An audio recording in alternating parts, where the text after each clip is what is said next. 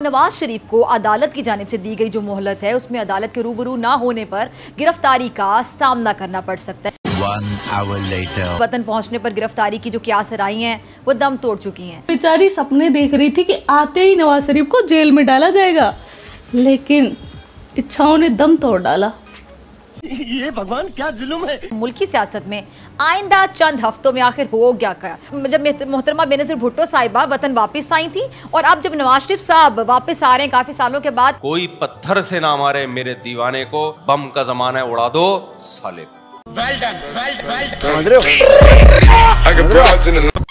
तो कैसे हो किटकैट्स? आई होप अच्छी होगी, मैं भी अच्छी हूँ। थोड़ा रो रो के सिसक कर चल रहा है उसे मिडिल क्लास कहा जाता है। मैं तो तेरे को हरामी समझता था, तो राम निकला रे, देव मानुस निकला। पाकिस्तान एक चूतिया मुल्क है, लेकिन इसको चूतिया बनाता कौन है? कौन? इनके नेता नवाज शरीफ, जो कि दुनिया का सबसे करप्ट इंसान है। उस पर इतने ज्यादा केस लगे हुए थे कि वो जैसे पाकिस्तान में कदम रखता ना तो सीधा जेल में डाला जाना चाहिए था, लेकिन हुआ क्या, इसके उल्टा उसका इस्तेकबाल किया जा रहा है, जलसा निकाला जा रहा है। वैसे पाकिस्तानी पब्लिक तो एक प्लेट बिरयानी के लिए कहीं भी अपनी मरवा लेती है, समझ जाओ। मियां साहब तशरीफ ले आए, हम आपका इंतजार कर रहे हैं। मियां साहब आ जाए, हम मुंतजिर हैं। कौन आ रहा है? चोर डाकू चोर चोर चोर डाकू चोर चोर। नाम क्या है? नवाज शरीफ। और ये चोर डाकू मैं इनको नहीं कह रही, बल्कि खुद एक दूसरे को हर वक्त इन अल्फाज से, इन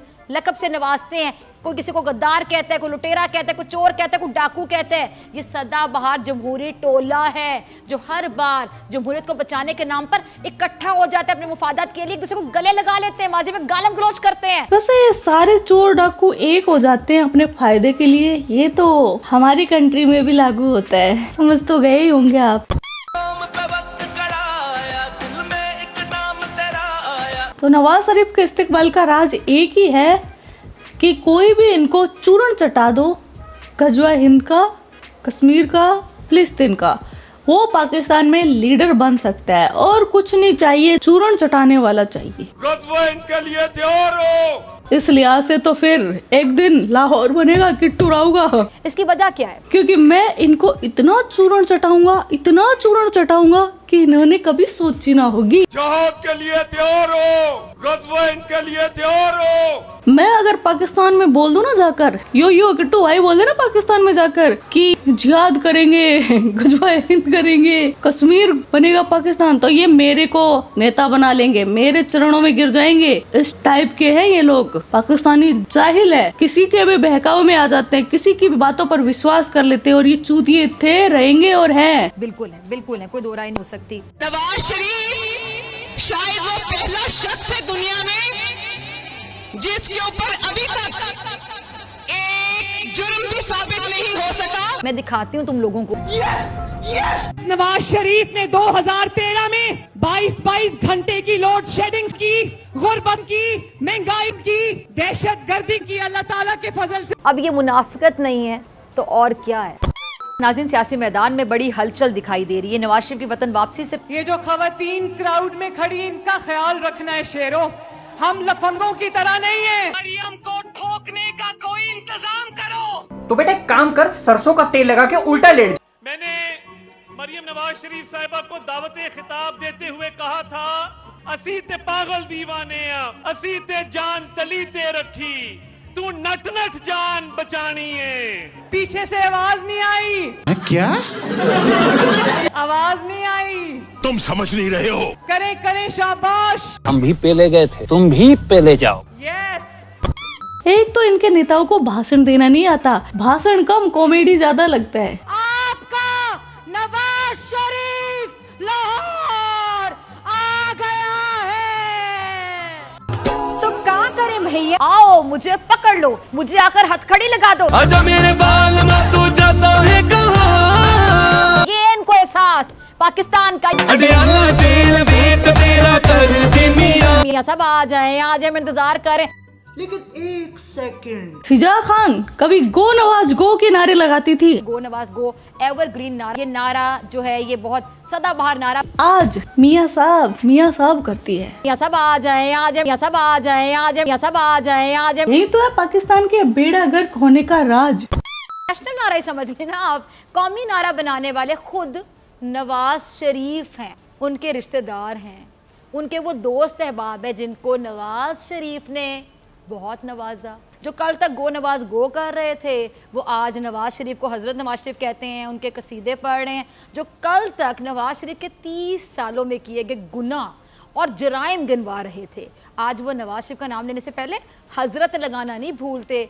जो लोग कल तक एक दूसरे को सड़कों पर घसीट रहे होते थे और इतने जज्बाती होकर घसीटते थे कि माइक भी तोड़ जाते थे, वो आज एक दूसरे के गले लगे होते हैं। कौन? हमें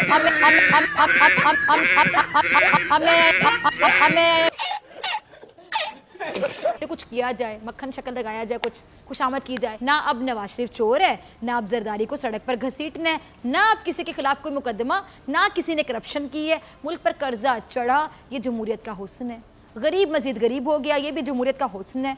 तालीम, सेहत जैसे बुनियादी हुकूक से आम आदमी महरूम है, तो ये भी जमहूरियत का हुस्न ही समझिए। जब जब जमहूरियत खतरे में होगी, सारे चोर डाकू इसे बचाने के लिए इकट्ठे हो जाएंगे, एक हो जाएंगे। साजिशें। नवाज शरीफ पर जजों को खरीदने के इल्जाम भी लगे। नवाज शरीफ का कोई दौर ऐसा नहीं है नाज़रीन जिसमें यह कहा जाए कि मुल्क के कर्जों में कमी आई या करप्शन का खात्मा हुआ हो हमारे मुल्क से। नवाज शरीफ के हर दौर में अगर कुछ सबसे ज्यादा तबाह हुआ तो क्या था? सरकारी इदारे। मुल्क पर सबसे ज्यादा कुछ चढ़ा तो क्या? कर्जा चढ़ा। अवाम में सबसे ज्यादा क्या फैला? मायूसी फैली। नवाज शरीफ की हर स्कीम यकीन जानिए फ्लॉप हुई। कर्ज उतार कर मुल्क संवारने की बात करने वाले ये नवाज शरीफ साहब जो कुछ स्क्रीन पे भी नजर आ रहे हैं, इन्होंने ही इस मुल्क पर 30,000 अरब का ना सिर्फ कर्जा चढ़ा दिया बल्कि इस कौम को कई तबकात में ऐसे तकसीम कर दिया। इस मुल्क में 3 तबकात हैं। एक तबका कौन सा? एक तबका जो सबसे बड़ा तबका है उसे गरीब कहा जाता है। ये बड़ा मैंने क्यों कहा, जरा गौर कीजिएगा। सबसे बड़ा तबका उसे गरीब कहा जाता है। उसके बाद जो थोड़ा रो रो के सिसक कर चल रहा है उसे मिडिल क्लास कहा जाता है। और एक छोटा सा तबका, ये इससे भी छोटा सा तबका जिसको ना आमरीत में कोई परेशानी हुई ना जमहूरी दौर में उसका कुछ बिगाड़ा जा सका, वो है एलीट क्लास। अब बेचारी फिजा से ना सिर्फ नवाज शरीफ की तारीफ करवाई बल्कि पीटीआई के लिए जहर उगलवाया गया। और पीटीआई के लिए जहर उगलते टाइम फिजा का आए हाय जो आवाज में दर्द है ना वही तो चाहिए हमें। और हम इस दुनिया में आए क्यों है? क्यों? फिजा की दर्द भरी आवाज सुनने के लिए। पीटीआई के जो मुबैना तौर पे बदनीयती पर मबनी एजेंडे का इंकशाफ ये हुआ जिसमें उन सोशल मीडिया टीम्स जिन्हें पीटीआई ने अपने मकासद के लिए इस्तेमाल करना था, उसमें पीटीआई के सियासी मकासद को आगे बढ़ाने, प्रोपोगेंडा मुहिमात जैसा कि शैतानियत, गलत मालूमात, साजिशें, जाली खबरें, अवामी जज्बात को भड़काने और रियासत मुखालिफ बयानियाँ बनाने के लिए उन अकाउंट्स को इस्तेमाल किया गया। सरकारी फंड से उन सोशल मीडिया टीमों पर करोड़ों रुपए खर्च किए गए। अच्छा, ये पीटीआई का जो रियासत मुखालिफ प्रोपोगेंडा है इसमें तो शामिल 800 पहले से मौजूद अकाउंट्स थे। जब उनकी तहकीक की गई तो बड़े इंटरेस्टिंग हकाइक सामने आए। अब जरा सुनते जाइएगा। पीटीआई की तरफ कोई सियासी झुकाव था ही नहीं। तमाम जो अकाउंट्स हैं उन्होंने पीटीआई और प्रो पीटीआई मवाद पोस्ट करना शुरू कर दिया। अजीब बात है। अच्छा, और अजीब बात यह कि जी के पीटीआई का कभी कोई नजरिया नहीं था। ये एक सोची समझी साजिश थी जो कि पैसे देकर करवाई जा रही थी। इनको नहीं पता कि ये क्या है, इन्होंने साइन नहीं किया, ये इनके लिए लिखा गया है। और जो इनसे काम करवा रहे थे उनका शायद क्राइटेरिया ही नहीं था, उन्होंने इनसे साइन नहीं करवाया। तो फिर क्या जालसाजी थी, किसको दिखाने के लिए बनाई? इस पर क्या क्या दिखा है ज़रा सुनते जाइएगा, फिर फैसला आप खुद कर दीजिएगा। कि मैं आपको ज़रा सीधा बता देती हूँ कि जी हम फॉर्मल ड्रेसिंग में जाएंगे। मैं ज़रा उर्दू में पढ़ के सुना देती हूँ अंग्रेज़ी में। ये हम फॉर्मल ड्रेसिंग में जाएंगे, हम ऑफिशियल टाइमिंग्स का ख्याल रखेंगे, पंक्चुअलिटी का ख्याल रखेंगे, हम अननेसेसरी लीव्स नहीं लेंगे। वो तो लीव्स पे रहते थे, ना ऑफिस जाते थे, ना ड्रेसिंग का ख्याल क्या करना था, टाइमिंग्स पंक्चुअलिटी कहाँ, जब ऑफिस से नहीं था। उसके बाद जी हम लीव्स नहीं लेंगे, ज़्यादा गैर ज़रूरी वो लीव्स पे ही रहते थे। हम रूल्स एंड रेगुलेशंस को फॉलो करेंगे, हमारा गुड बिहेवियर होगा सीनियर्स के साथ, कॉलीग्स के साथ। कहाँ पर होंगे सीनियर्स, कॉलीग्स कौन थे जब थे ही नहीं। उसके अलावा जो ऑफिशियल इक्विपमेंट है हम उसका ख्याल रखेंगे, हम फ़ोन को मिसयूज़ नहीं करेंगे, बाकी जो रिसोर्स उनको मिसयूज़ नहीं करेंगे, फेक न्यूज़ को शेयर नहीं करेंगे, हम किसी को ट्रोल नहीं करेंगे, किसी को टारगेट नहीं करेंगे, स्टेट इंस्टीट्यूशन को टारगेट नहीं करेंगे, किसी इंडिविजुअल पर्सन को टारगेट नहीं करेंगे, ट्रोल नहीं करेंगे, और हम अपने तक महदूद रहेंगे, अपने टास्क तक महदूद रहेंगे। ये आप लोगों से मैं दोबारा पूछ रही हूँ, आप लोगों ने कभी ये नहीं पढ़ा और आप लोगों ने कभी ये साइन नहीं किया, आप ये पहली बार देख रहे हैं। तो नाज़रीन आप भी ज़रा देख लीजिएगा ये किसको पागल बनाने के लिए बनाया गया, लिखा गया। और जो काम कर रहे थे उन्होंने आज पहली दफ़ा देखा, और जो करवा रहे थे उन्होंने कभी इनको दिखाना या इनसे साइन करवाना ज़रूरी नहीं समझा। अच्छा आ गया यार। तो आज का वीडियो बस इतना ही। आपके क्या थॉट्स इस वीडियो के बारे में वो कमेंट सेक्शन में बता देना। आप अपना ख्याल रखना। Love you my kit cats.